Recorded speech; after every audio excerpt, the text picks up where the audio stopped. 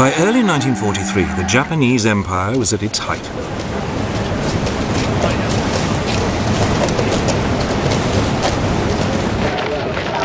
The country had occupied Malaya and Burma, the Philippines, and the Dutch East Indies, Indonesia today.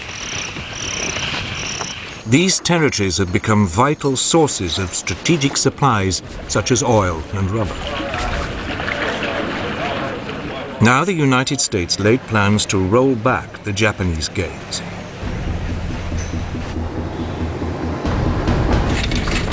The aim was to cut the country's supply lines by seizing the occupied territories. Japan could then be gradually strangled to death.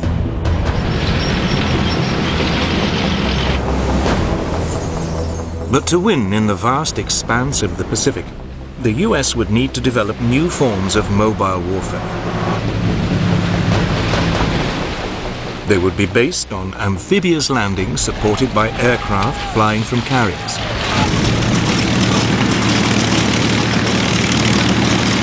The Japanese, unable to match American firepower, resorted to increasingly desperate measures. The country fell back on ancient notions of military honor to create suicide units.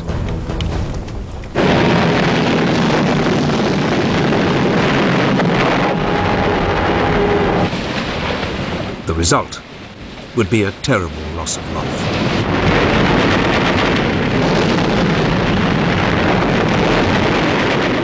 This would be a decisive phase in the war in the Pacific and would mark the end of Japan's dreams of empire. But this was to come. Back in the spring of 1943, the US military chiefs faced a dilemma. They had been presented with two options for the defeat of Japan. The flamboyant US Army General Douglas MacArthur, commander of the US and Australian forces in the Southwest Pacific, favored a primarily land-based route. His idea was to seize the Solomon Islands, Papua New Guinea, and the Philippines. They could then be turned into a strategic barrier that would cut off Japan from its newly conquered lands in Burma, Malaya, and the Dutch East Indies. Japan would be starved into surrender. Equally importantly, this plan would mean MacArthur could repay a debt. Earlier in the war, he had been kicked out of the Philippines by the Japanese, and he had promised to return to liberate the country. But the US Navy had a different idea. It would bypass the heavily defended Solomon Islands, Papua New Guinea, and the Philippines. Instead, it would seize a string of much smaller islands scattered across the Central Pacific and close to the Japanese homeland. Rather than a barrier, the US would have a series of strategic bases from which to attack Japan's supply lines.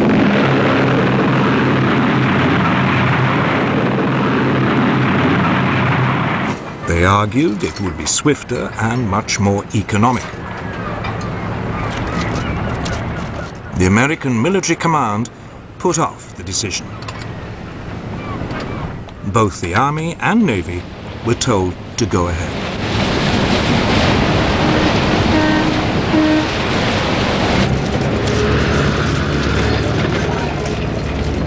In June 1943, MacArthur's plan was launched. It was called Operation Cartwheel. The first target was the major Japanese military base at Rabaul on New Britain in the Solomon Islands. It would be a two-pronged attack.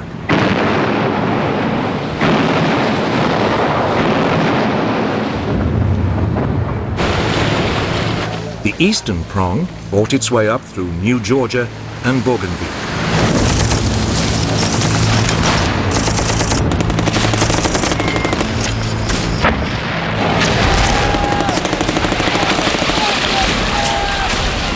the western prong battled its way through Papua New Guinea. But the virtually impenetrable jungle and unhealthy climate made progress slow.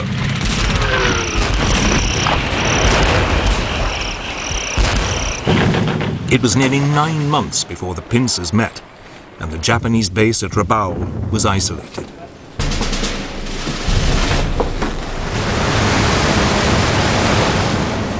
Meanwhile, as the US Army took control of the Solomon Islands, the US Navy mustered a mighty fleet.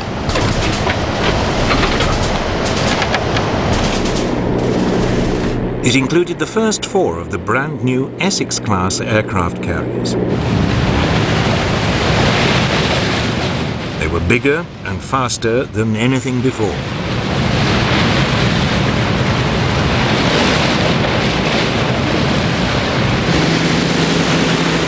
The new carriers were equipped with outstanding new planes like the Hellcat and Corsair fighters, Helldiver dive bombers, and Avenger torpedo bombers. Together, they both outperformed and outnumbered their Japanese opponents.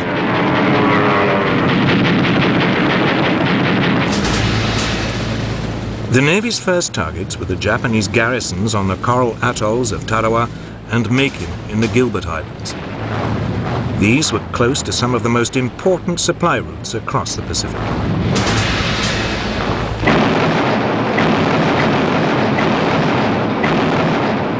For a week, the atolls were bombed by carrier-based aircraft.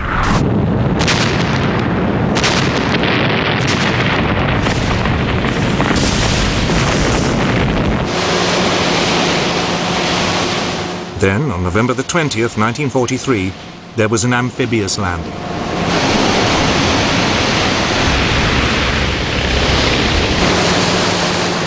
Makin was captured with little difficulty.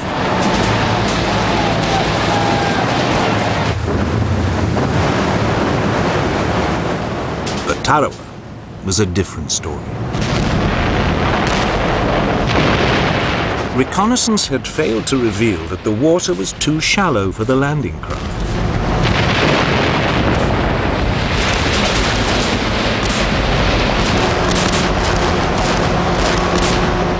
As the Marines waded ashore, they came under intense fire.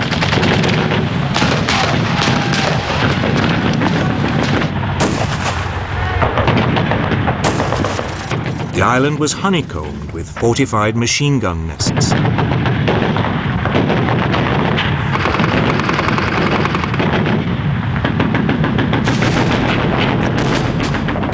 US troops who made it to dry land were pinned down on the beach.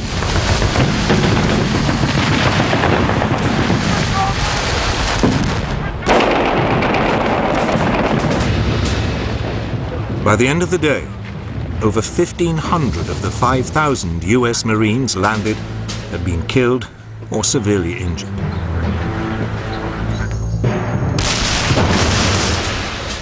Over the next 2 days, frontal assaults pushed the Japanese back inch by inch. Very often, only flamethrowers could eliminate the Japanese strongpoints. It took 3 days before the last pocket of Japanese resistance was wiped out.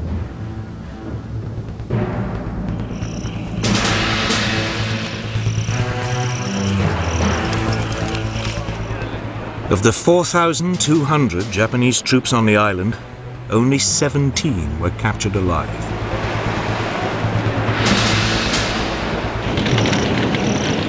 Tarawa was a terrible forerunner of what was to come.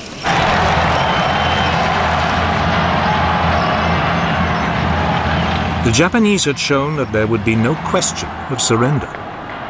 They would fight to the death. It was a grim prospect.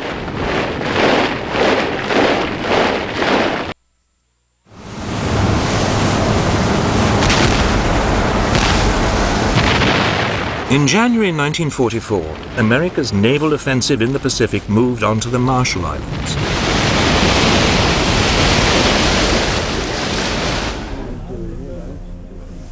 Admiral Chester Nimitz, the US naval commander in the Central Pacific, was anxious to avoid another bloodbath. So, aircraft from his carrier force bombed Japanese airfields on the islands for nearly 2 months.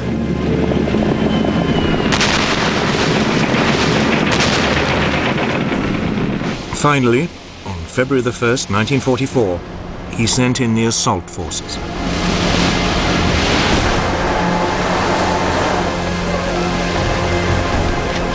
The flat and open island of Roy was quickly overrun.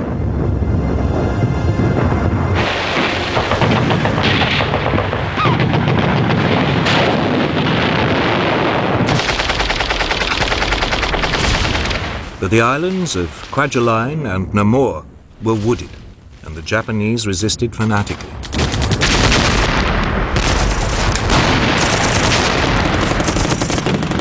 US forces used flamethrowers and explosives.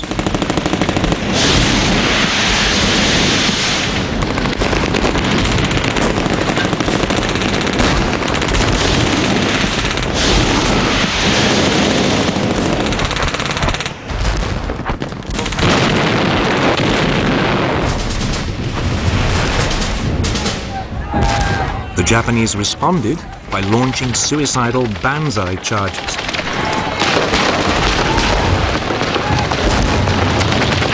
But the US forces now knew what to expect. The Japanese were beaten back.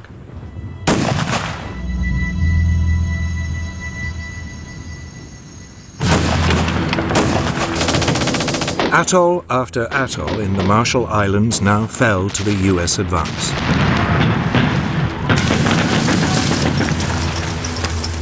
Kwajalein was followed by Iniuatok. The island of Truk was bypassed and cut off. Though a small Japanese garrison would remain undefeated until the end of the war.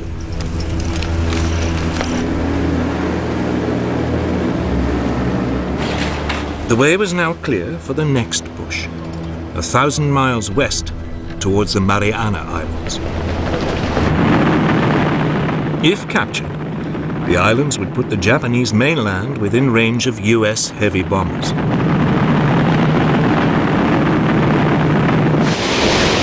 They would also enable America to block Japan's supply lines from Southeast Asia. On June 11, 1944, the US started to soften up the 3 main islands in the Marianas.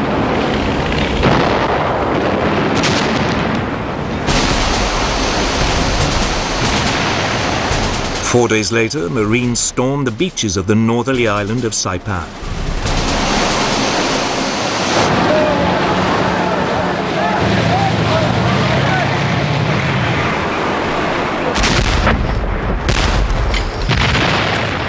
This time, the terrain was mountainous, with many caves, and the preliminary bombardment had not disrupted the Japanese defenses as much as had been hoped.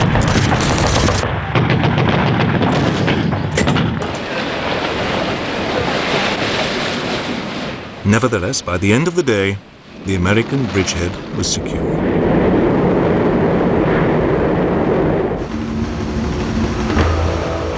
In Tokyo, the news caused mounting alarm. The Japanese High Command now sent a carrier fleet to rescue the situation and save the Marianas.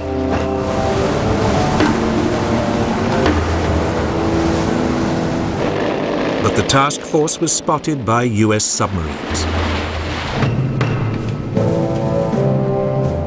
The Americans sent their main carrier force to intercept the Japanese.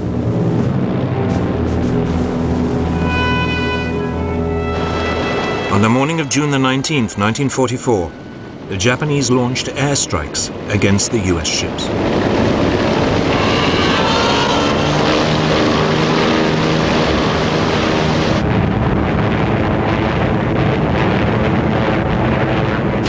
But US radar saw them coming.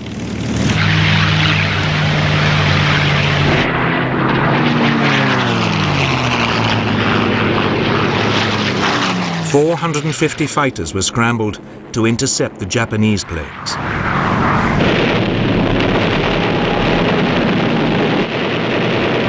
It turned into the largest aircraft carrier battle ever fought.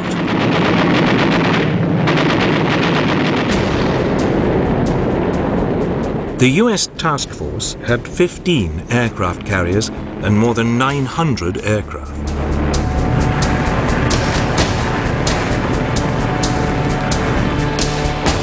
Ranged against it, the Japanese had 9 carriers and nearly 500 aircraft. But Japan had lost many of its experienced air crews during the Solomon and Marshall Islands campaigns. Its novice pilots faced battle-hardened US flyers.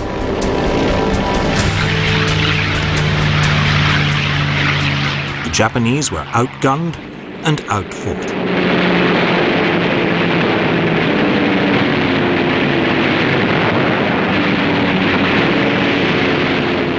It would go down in history as the Great Marianas Turkey Shoot.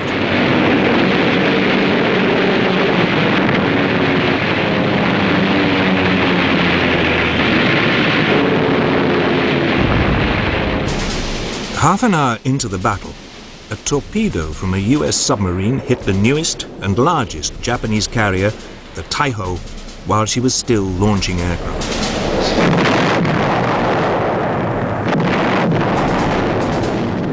The Battle of the Philippine Sea had claimed its first major victim. At around the same time, another US submarine torpedoed the carrier Shokaku.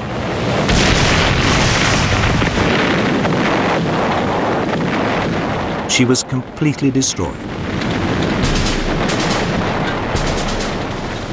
Nevertheless, the Japanese commander decided to continue with the operation, hoping to stop further US landings in the Marianas.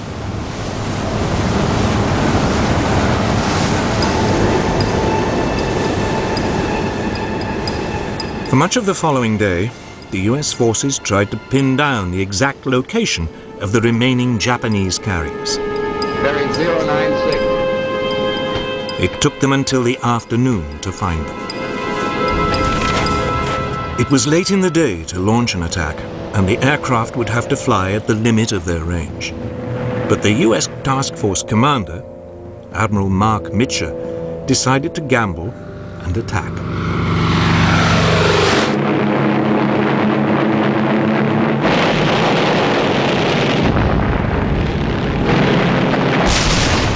A third Japanese carrier, the Hayo, was hit and sunk. The Japanese had lost over 300 aircraft.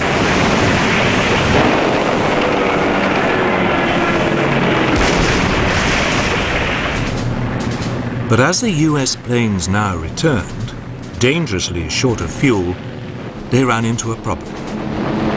In the gathering darkness, they couldn't find their own carriers. Many ran out of fuel and had to ditch in the sea. Mitscher, in an act of extraordinary courage, ordered his carriers to switch on their lights to guide in the returning aircraft. Fortunately for the Americans, there were no Japanese submarines to see them. Nevertheless, over 80 US planes were lost, either through having to ditch in the sea or through crashing while they landed.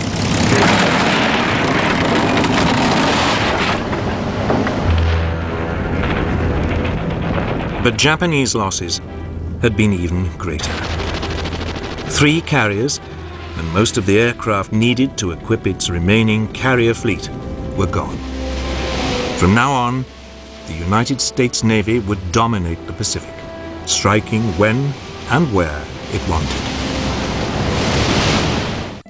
The future is in the city. We live in cities now as a species, and there's no going back. Experts weigh in on one of the world's youngest global cities. Singapore is now at a crossroads. It's at a real turning point. A search for the hidden design and soul that makes a city livable. This is a typical Singaporean breakfast. Living Cities, Singapore. A 6-part series. Premieres Wednesday, 15th of December. Exclusive to Discovery Channel.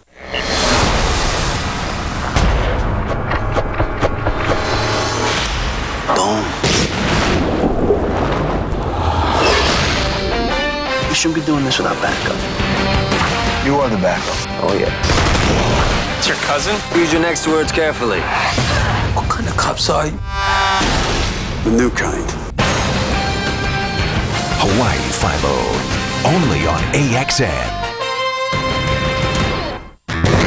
Take 3 men with drastically different survival skills.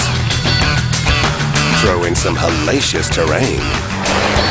Multiply it with Monday nights on Discovery. Add in one common goal. Crazy. Survival. Subtract the sum of all fears with Dual Survival at 9. Followed by Man vs. Wild at 10. Only on Discovery Channel. Discovery Channel dropped 7 volunteers into a condemned town. Oh, God. Alone. Where am I at? They were told there was a biological disaster. There is nothing we can do. Told to rebuild. We die together, we live together. Told to restart. I trust my fellow colonists with my life. We all fought valiantly. And we have fire. The society fell apart. Would you? The Colony. Wednesday nights on Discovery Channel. The North Atlantic is ruthless. But beneath the waves is a prize many will die for. It's a battle of one man and one fish. Look out! Sometimes the fish wins. Discovery will put you right next to the men and women He's on the verge of breaking if he hasn't already broke. on the hunt for giants, Commercial fishing is the most dangerous job in the world. swords. A new season starts Monday, 20th of December on Discovery Channel.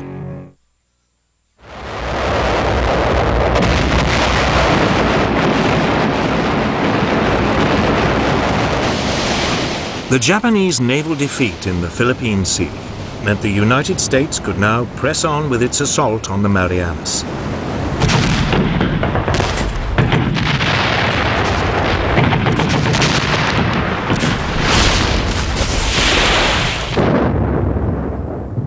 The Japanese forces on Saipan held out for 3 weeks before they were overcome on July the 9th, 1944.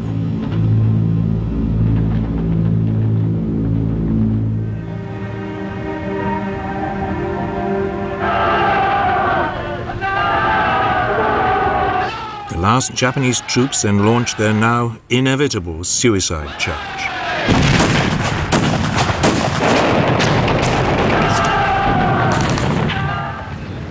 Virtually the entire 32,000-strong garrison was killed.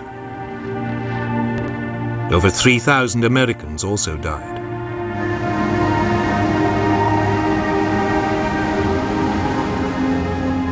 Two weeks later, US Marines landed on the islands of Guam and Tinian, also in the Marianas.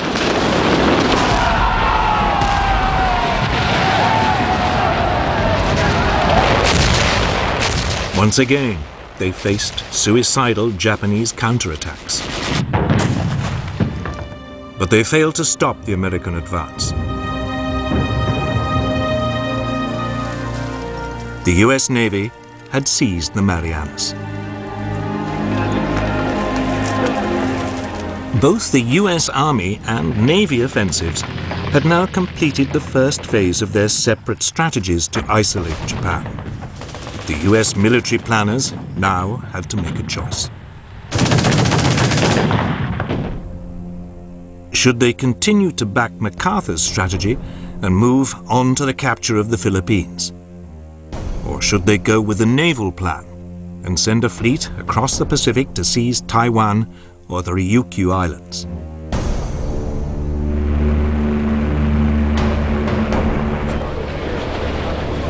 The naval option would isolate Japan without the need for an almost certainly lengthy and bloody operation to take the Philippines. But at a meeting in Hawaii on July the 26th, 1944, MacArthur charmed President Roosevelt into backing his plan to liberate the Philippines. The Navy was instructed to support it before returning to its island-hopping strategy. It was a decision that would cost a horrendous number of both military and civilian lives.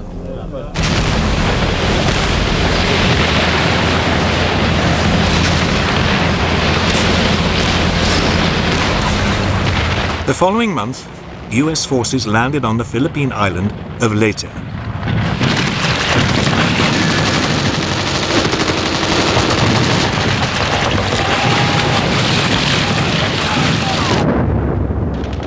They took the Japanese by surprise. They had expected the first US landing to be on the main island of Luzon.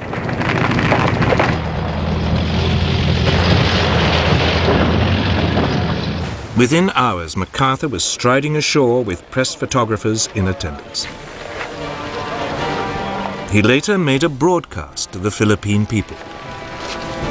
I see that the old flagstaff still stands. Have your troops hoist the colors to its peak, and let no enemy ever haul them down.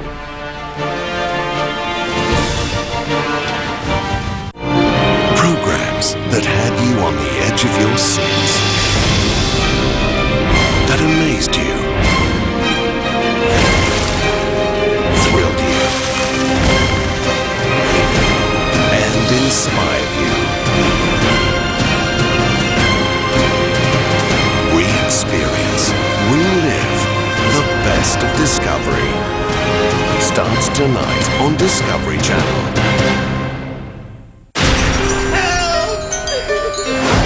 When disaster strikes. Monster tornado! Oh my God! When lives spiral into darkness. She's in a reserve parachute and it's spinning. When all is lost. The roof just collapsed. Felt like 100 earthquakes at one time. Some overcome impossible odds to find themselves. I think I'm stronger being through this. When faced by extreme peril. Tomorrow night on Discovery Channel. People, if they dare, then have me, all of me, in their homes. Even dressed like this. It's not aggressive, is it? They were going it afterwards. Obviously, you don't want me in your house. Bollywood, it's only big for one star, and that's me. Stay down! Stay down! Obviously, I've got to be invited. Open your doors and invite Mr. Right, a new series. Premieres Tuesday, 14th of December on TLC. New to view this December on Discovery Channel. Bear takes on life-threatening scenarios closer to home. Worst case scenario. Swordfishmen put their lives on the line to reel in the ultimate haul. A new season of Swords. Sustainable living amid dwindling resources. Powering the future. All new this December on Discovery Channel. The Japanese soon recovered and launched an ambitious plan to use the remains of their naval power to counterattack. Operation Show, meaning victory, was typically complex. The main strength of the Japanese fleet was divided into two groups to form a pincer. One pincer would approach through the San Bernardino Straits and attack the US landing from the north. The second would come in through the Surigao Straits and attack from the south. Meanwhile, a decoy group of Japan's last 4 carriers would approach the Philippines from the northeast, hoping to lure away the main US carrier force covering the landing. The northern arm of the Japanese pincer came under air attack almost immediately.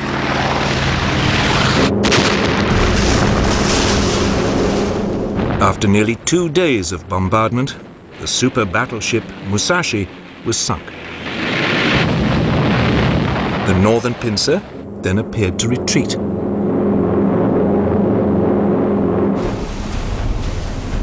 It was now that the US commanders got into a muddle. The man in charge of the main carrier force covering the landings was Admiral William Bull Halsey.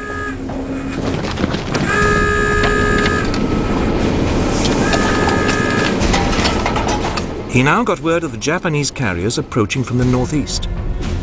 Halsey, believing the northern pincer was no longer a threat, set off to intercept them. He had fallen for the Japanese decoy.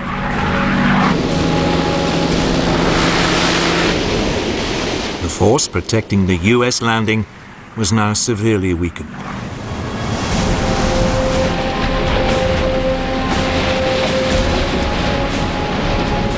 But the commander of this force now inadvertently compounded the problem. Unaware that Halsey had taken off, he sent his battleships to ambush the southern arm of the Japanese pincer. It looked like a spectacular success.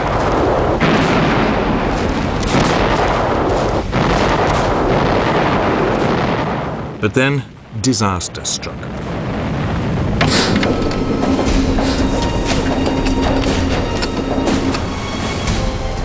The northern arm of the Japanese pincer had only pretended to retreat.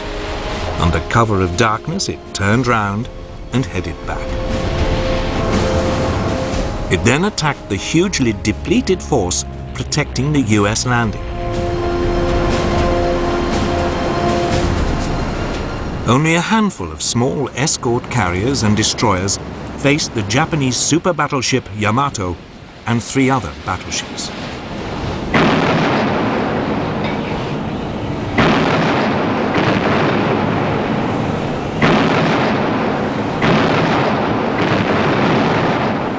It was now the turn of the Americans to put up a desperate fight.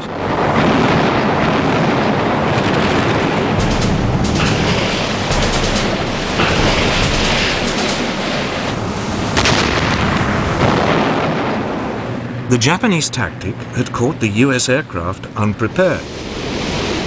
They were armed with high explosives for land operations rather than armor-piercing bombs for ships.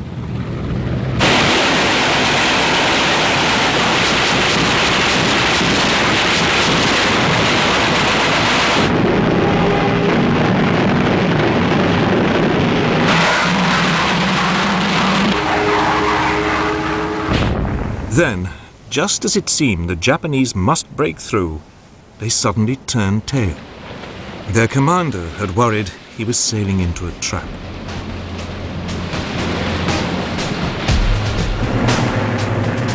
Meanwhile, to the north, Halsey's headlong rush to intercept the Japanese decoy force finally paid off.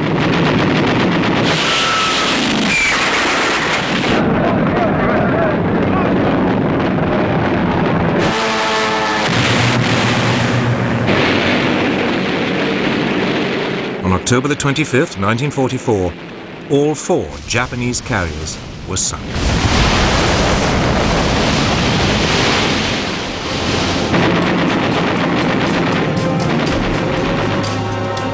The Battle of Leyte Gulf had completely finished off Japan's once proud navy. There was now little hope of holding back the American advance. For Japan, it was time for desperate measures. The stage was set for a terrible climax to MacArthur's plan.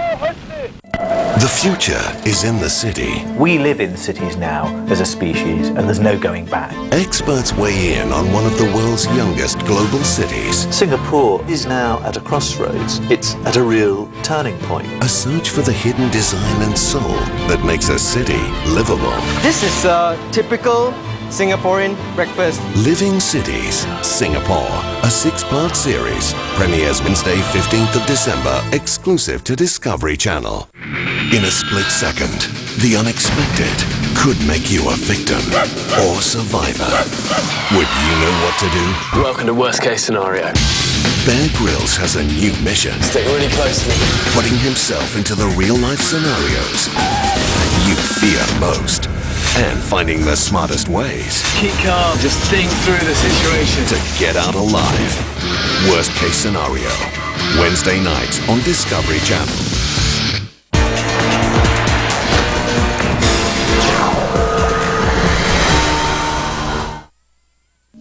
Be awed this December On Animal Planet, wildlife struggle to move with the relentless change of seasons.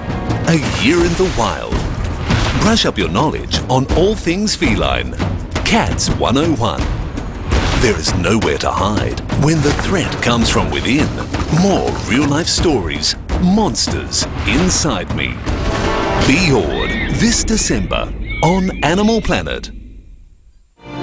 Programs that had you on the edge of your seats. That amazed you. Thrilled you. And inspired you. Re-experience, relive the best of Discovery. Starts tonight on Discovery Channel.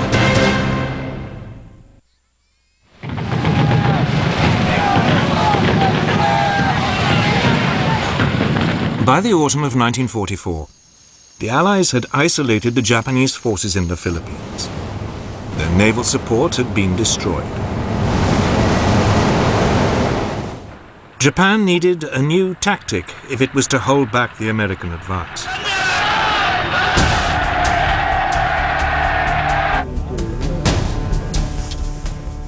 The Japanese commander in the islands called for volunteers to join special units.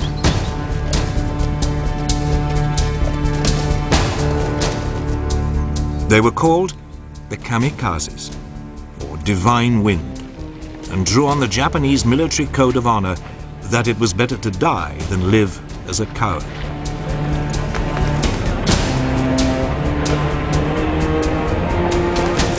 They were suicide units.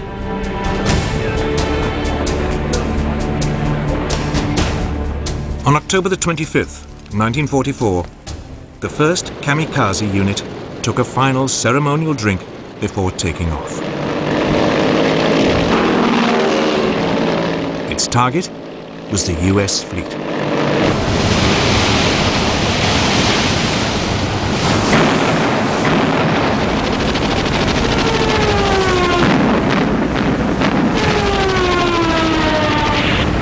The escort carrier, St. Lo, was sunk, and 2 others badly damaged.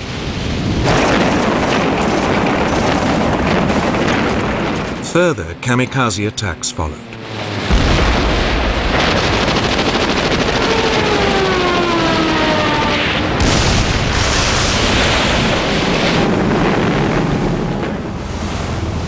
But MacArthur was undaunted.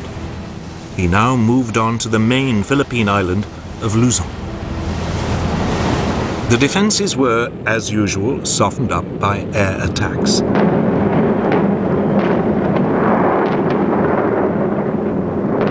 The US troops went ashore virtually unopposed.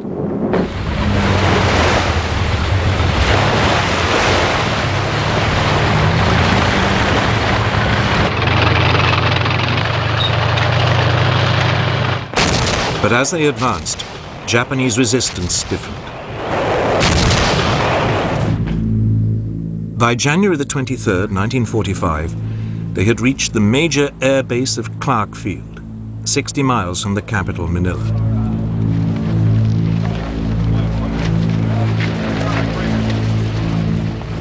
A week later, they were approaching the capital itself. There now began a ferocious month-long battle to seize the Philippine capital.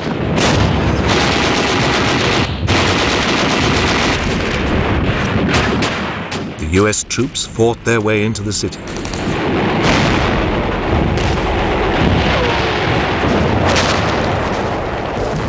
By the end of February, the Japanese defenders had been driven back into the 16th century citadel of Intramuros.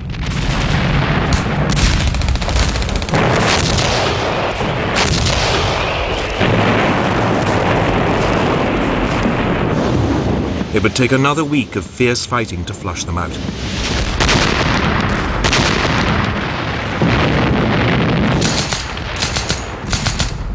By spring 1945, US forces were closing in on Japan from the south and east.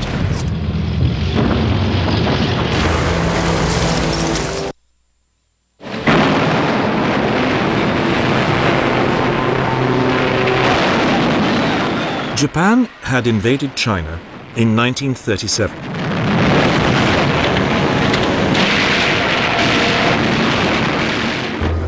The United States had regarded the Chinese leader, Chiang Kai-shek, as a Western ally and sent aid.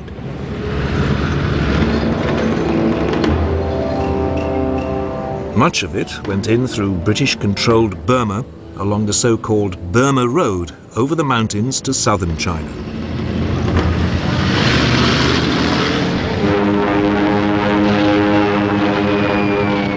Then, in 1942, Japan invaded Burma and kicked out the British. The Burma Road was shut down.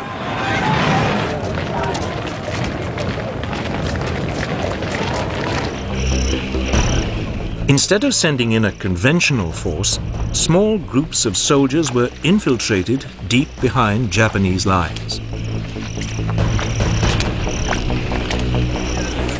They were known as Chindits and were the brainchild of an unconventional officer called Ord Wingate. Their task was to destroy railway lines and disrupt Japanese communications.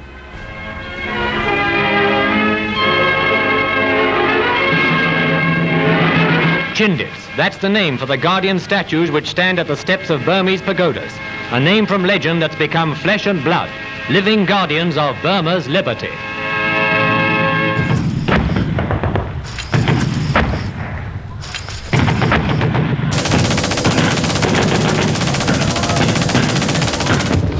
But the Japanese soon began to hunt them down.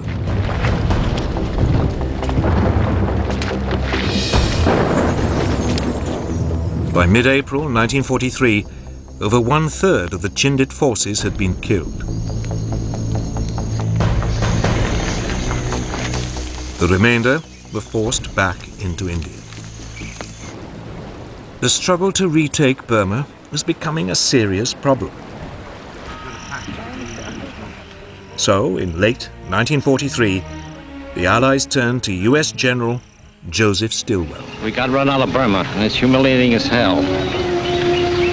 I think we ought to find out what caused it, go back and retake the place.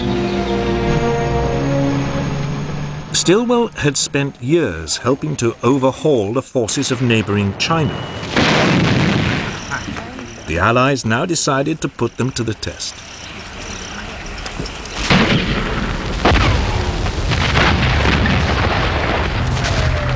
Stilwell's Chinese soldiers, reinforced by an elite US group of jungle fighters known as Merrill's Marauders, would be sent into Burma.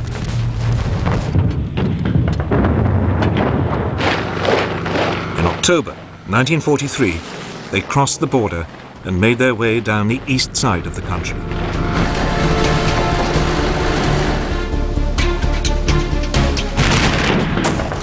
Meanwhile, the British India Army launched a diversionary strike along the Burmese coast.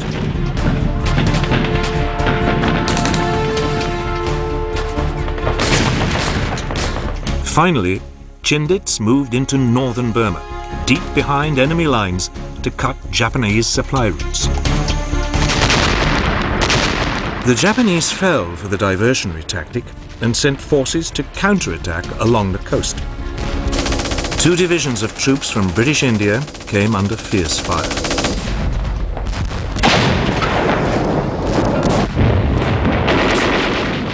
But the Allied forces stood their ground.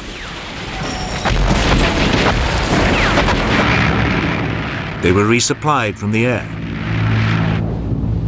They could now fight back, and 2 weeks later, the Japanese withdrew.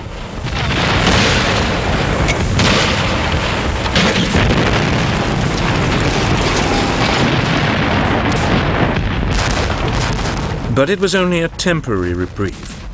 The Japanese launched a counter-offensive of their own.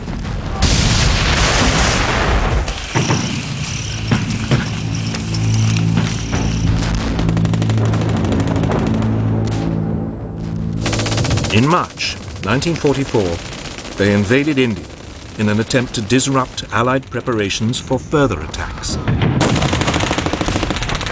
For 2 weeks, there was intense fighting.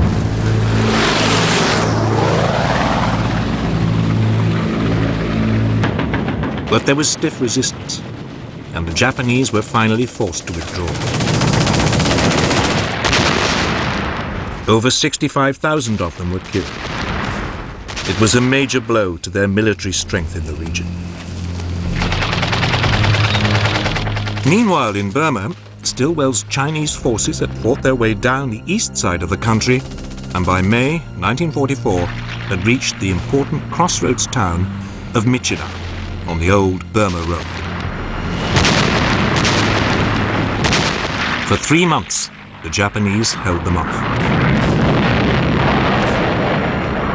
But in early August 1944, Myitkyina was overrun.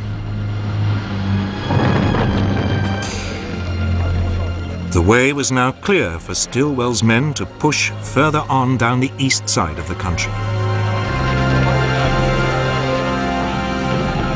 They were soon joined by a fresh force of Anglo-Indian troops under British General William Slim. This began advancing into the center of the country.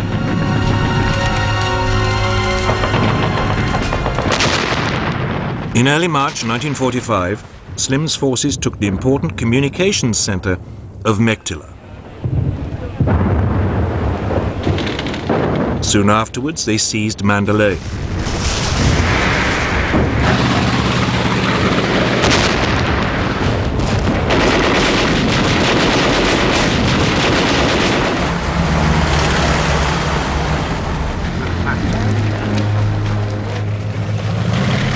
With the monsoon season now approaching, Stilwell's forces dug in on the east. But Slim's forces pushed on towards the Burmese capital of Rangoon. They were slowed down by the rain. But by early May 1945, the Allied troops were 20 miles north of Rangoon.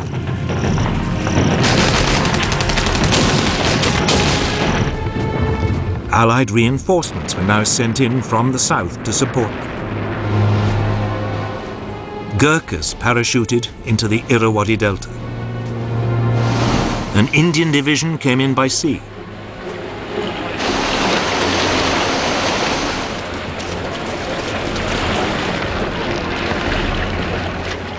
On May the 3rd, 1945, the Allied forces finally entered Rangoon.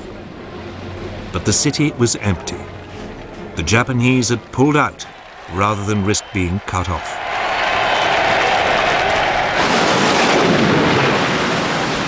The monsoon was now in full flow. But the campaign to clear the Japanese out of Burma was effectively over. The next stop in the war in Southeast Asia would be Malaya. But for all the success, Allied losses in the war against the Japanese had been terrible. The Americans were desperate to find a way to bring the war to an end without having to invade the Japanese homeland.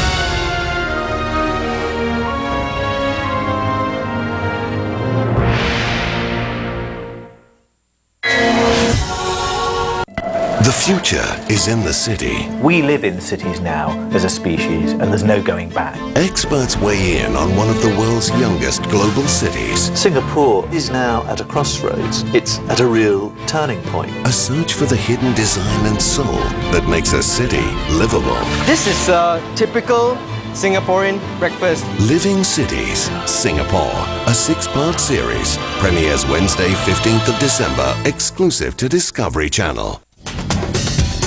Two of Bear's most die-hard fans join him for a taste of survival at its most extreme. Pure evil. Yeah, it's pure evil. Man vs. Wild, tonight on Discovery Channel. When disaster strikes. Monster tornado! Oh my God! When lives spiral into into darkness. She's on a reserve parachute and it's spinning. When all is lost, Just collapsed. Felt like 100 earthquakes at one time. some overcome impossible odds to find themselves. I think I'm stronger being through this. When faced by extreme peril. Tomorrow night on Discovery Channel.